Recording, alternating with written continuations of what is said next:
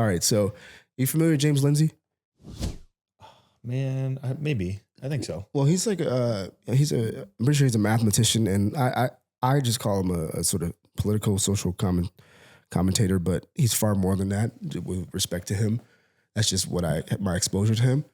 And so Charlie Kirk, he was hosting a Turning Point USA event, and we're going to look at two clips. We don't necessarily want to go through the entire caption, but there's this corporate equality index.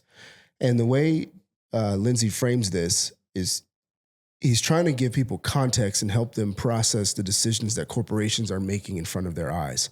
Because sometimes people are like, how can people just do this? How can they do that? Why would they do that? And they're angry.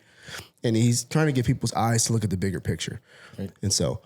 And real quick, this is also very telling of like the mindset that we just talked about with the unionization of the coffee shop employees.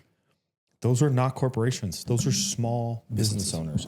And so now they think that these same things apply to the small business owner, and they're shooting themselves in the foot. Correct. I could talk to you guys for an hour about how ESG scores work, but let me just give you an example. Do you think Bud Light wanted to put Dylan Mulvaney's face on a beer can and lose, $30 billion or whatever it is? No. No.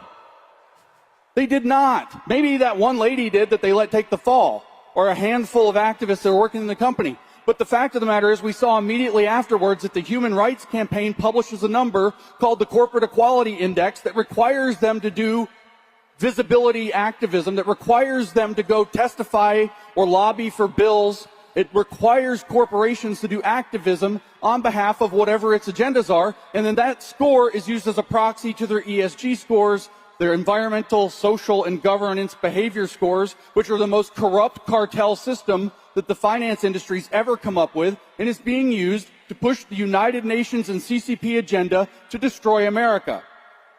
I could talk to you guys for... Interesting. Yeah. So ultimately, deleveraging the entrepreneurial spirit and tying it to their agenda.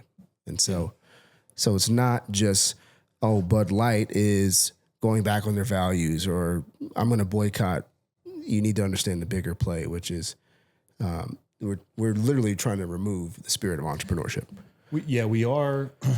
I've said this a couple times, and I'll repeat it, that the Federal Reserve, the banks, the BlackRocks, the politicians are all in cahoots.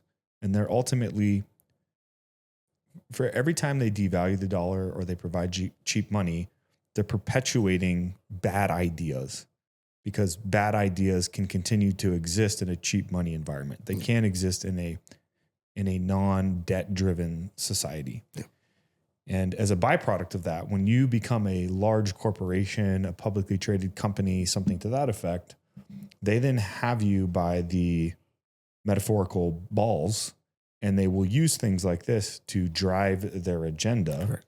And then that gets kind of trickled down to the general population, and that becomes the view that the greater society has. And then they say business, corporations, anybody who owns a business, they throw them all into one bucket. Yeah.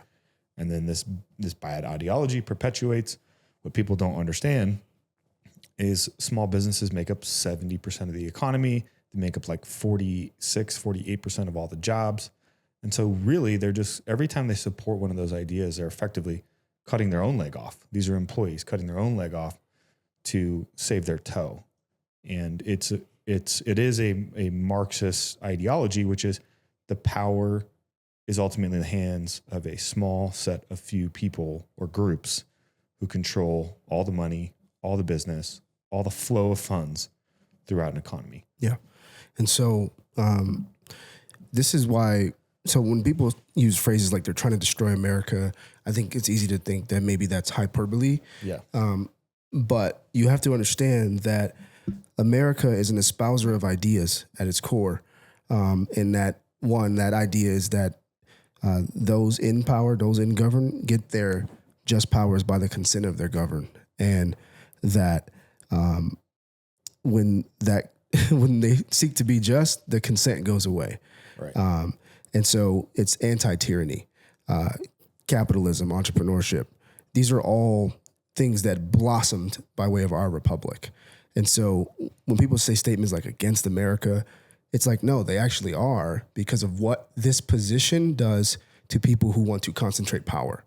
Right. If you and I have liberty and we get to make our own decisions before God, no one can come and say that they're the authority over us. Right. And so this is a battle of ideas. And so he's not being hyperbolic when he's talking about the destruction of America. And so it's this continuous wake up call for entrepreneurs like me and you. For those who are highly successful, we're starting to see that perk up a little bit, but you can't be neutral anymore. You can't. No. Because it's going to kill this republic, and we're the ones who have to keep it. And so he goes on to a second clip here. And here's how it works. You divide the population into two categories. The people who are complying, who are the good guys, and the people who are not complying, and they're the bad guys. It's that simple. And what you do is you promise the population that everything is going to be good. We're going to have socialism and it's going to work great. We're going to have racial justice. It's going to work great. We can open up the economy once everybody gets their vaccine and it'll be great. And then you blame the people who don't comply for all of the suffering that's happening that you're probably causing to them. That's what Mao Zedong did again and again and again to conquer China. That's what they did to us with COVID. That's what they did to us with Trump derangement syndrome. That's what they've done to us with identity politics, and that's what they're doing to us with climate change. You have to be sustainable. We heard President Trump last night, sustainable rockets or whatever it was, sustainable jets. We're going to, what did he say? Bomb the shit out of them, but we're going to protect the environment. So yeah, these things aren't new, right? Yeah, us versus them mentality. This stuff isn't new, and it's just whether or not you continue to listen to podcasts like this, watch clips like that of people who are going to tell you, hey, you're not alone in having common sense. You're not alone. Continue to stand for the truth, even if that means some peril, and the nation needs courage right now. Yeah. It needs courage. And that comes from the entrepreneurs. It comes from the entrepreneurs, because there are a lot of people that have a lot more to lose in their own perception, and they don't have as much leverage as we have, nor do they have maybe this sort of disposition for the times that are.